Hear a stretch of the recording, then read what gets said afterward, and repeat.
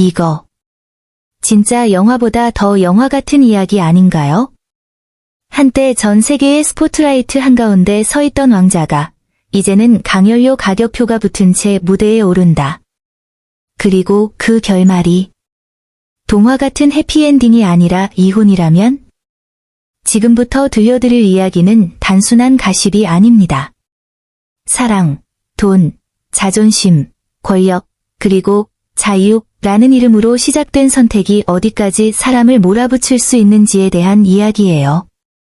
솔직히 말해서 이건 거의 현대판 왕실 드라마입니다. 그런데 문제는 이게 드라마가 아니라 현실이라는 거죠. 처음엔 다들 응원했죠. 왕실 탈출? 멋있네. 자기 인생은 자기가 사는 거지, 이런 반응이었어요. 영국을 떠나 미국 캘리포니아 몬테시토이 데저택으로 이사했을 때만 해도 그건 선언 같았어요. 우리는 더 이상 왕실 규칙에 무기지 않는다. 완전히 새로운 챕터의 시작처럼 보였죠. 그 집, 그냥 집이 아니었어요. 침실 9개, 욕실 16개, 끝이 안 보이는 정원. 거의 드라마 세트장급. 자유의 상징. 새 출발의 무대. 그런데요. 무대는 유지비가 들어갑니다. 엄청나게. 모기지, 보안 인력, 세금, 유지관리비. 특히 왕자라는 신분 때문에 필요한 사설 경호 비용은 상상을 초월하죠. 매년 수십억 원 단위가 기본이라는 말이 나올 정도니까요. 그들의 삶은 이미 슈퍼스타급 소비 구조였어요. 그런데 문제는 수입이 그만큼 안정적이었느냐는 거죠. 넷플릭스, 스포티파이 같은 대형 계약이 발표됐을 때 사람들은 와, 이제 진짜 미디어 제국 만들겠네 라고 했죠. 마치 한국 연예인이 대형 OTT랑 독점 계약 맺는 느낌이었달까요? 그런데 콘텐츠는? 한번 화제는 됐어요. 솔직히 말해 다들 궁금했으니까. 왕실 내부 이야기? 그거 안 볼 사람이 어딨어요. 하지만 두 번째는 없었습니다. 시장은 냉정해요. 한 번은 신기해서 보지만 계속 보려면 재미와 완성도가 필요하죠. 스포티파이 계약이 조용히 종료됐을 때 업계에서는 성과 대비 기대 이하라는 말이 돌았어요. 냉정하지만 현실이죠. 결국 돈이 문제였습니다. 이상적인 독립선언은 멋졌지만 현실은 통장 잔고와 연결돼 있으니까요. 그리고 그때 등장한 장면이 바로 왕자의 유료 강연 투어입니다. 국제 개인정보 전문가 서밋에서 기조연설. 입장권 최고 $1,800. 아이러니 아닙니까? 사생활을 지켜야 한다고 외치며 동시에 자신의 이야기를 상품처럼 판매하는 상황. 이건 거의 밈으로 돌아도 이상하지 않을 장면이에요. 예전에 한 애니메이션에서 세계 프라이버시 투어라고 풍자했던 설정이 있었죠. 그게 현실이 된 느낌이랄까요? 웃기면서도 씁쓸해요. 한때 발코니에서 형과 함께 서 있던 왕자. 군복 입고 국민들 앞에서 격리하던 모습.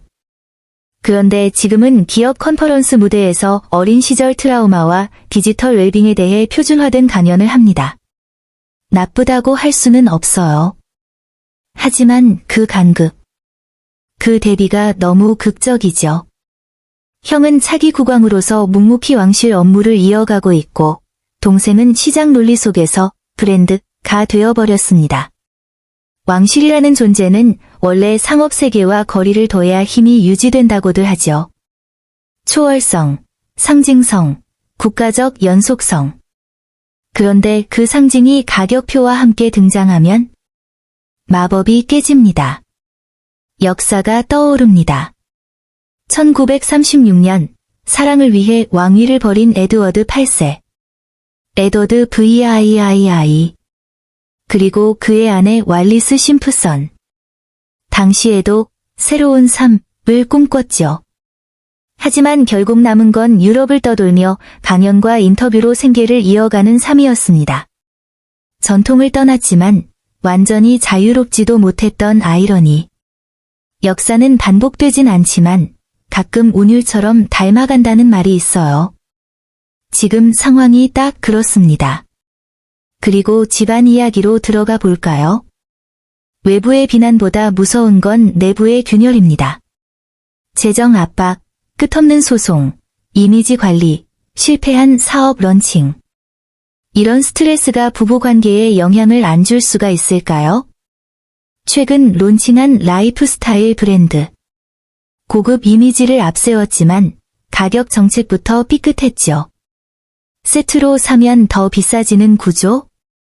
소비자 입장에선 이게 뭐지? 싶죠. 그리고 결정타.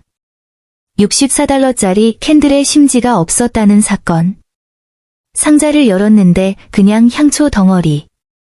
불 붙일 수가 없음. 설명서엔 심지를 4분의 1인치로 자르세요 라고 적혀 있고요. 이건 단순한 실수가 아니라 상징처럼 보였습니다. 겉은 고급, 속은 비어있는 느낌. 그리고 비판이 나오자 사과 대신 팬덤이 나서서 공격. 이 장면은 오히려 브랜드에 더 타격을 줬죠. 요즘 소비자들 바보 아닙니다. 이런 상황에서 이혼설이 돌기 시작합니다. 단순 루머가 아니라 실제로 변호사 상담과 재산 분할 구조가 논의되고 있다는 이야기까지 나오죠. 만약 현실이 된다면? 그건 단순한 파경이 아니라 국제적 파장입니다. 그는 아버지에게 연락했다는 말도 있습니다. 찰스 3. 도움 요청, 혹은 복귀 가능성 타진. 그런데 왕은 아버지이기 전에 군주입니다. 개인 감정보다 왕실의 안정이 우선이죠. 이미 4년간 이어진 공개 비판과 폭로. 그걸 그냥 없던 일로 할 수 있을까요? 그리고 형, 위렴, 프린스 오브 웨일즈. 형제관계는 이미 깊게 손상됐다는 보도가 이어졌습니다. 신뢰가 깨진 자리엔 쉽게 다리가 놓이지 않죠. 만약 이혼이 현실이 된다면 그녀는 여전히 서식스 공작 부인 칭호를 유지할 가능성이 있습니다. 아이들은 왕위 계승 서열에 남아있고요. 완전히 끊어낼 수 없는 연결고리. 또 다른 회고록, 또 다른 인터뷰, 또 다른 폭로전이 시작될 수도 있습니다. 그는 영국으로 돌아올까요? 돌아온다면 어떤 자리일까요? 전면 복권은 거의 불가능하다는 게 전문가들 의견입니다. 아마 조용한 시골 저택, 최소한의 지원금, 그리고 철저한 침묵 조건. 말 그대로 로열 은둔 생활이겠죠. 이 이야기에서 가장 씁쓸한 건 처음엔 자유를 선택했다는 점입니다. 황금 감옥에서 벗어나겠다고 했지만 다른 형태의 감옥, 빚과 브랜드 이미지, 그리고 시장의 평가에 갇힌 건 아닐까요? 결국 이건 사랑 이야기라기보다 선택의 대가에 대한 이야기 같습니다. 감정은 뜨겁게 시작하지만 현실은 냉정하죠. 특히 왕실처럼 상징과 책임이 얽힌 세계에선 더더욱. 여러분은 어떻게 생각하세요? 이건 단순한 부부 갈등일까요? 아니면 왕실과 개인 자유의 충돌이 만든 필연적 결과일까요? 만약 오늘 이야기가 흥미로웠다면 좋아요 한번 눌러주시고 여러분 생각도 댓글로 남겨주세요. 이런 현대판 왕실 드라마 앞으로도 계속 다뤄볼게요. 구독해두시면 다음 이야기 놓치지 않으실 겁니다.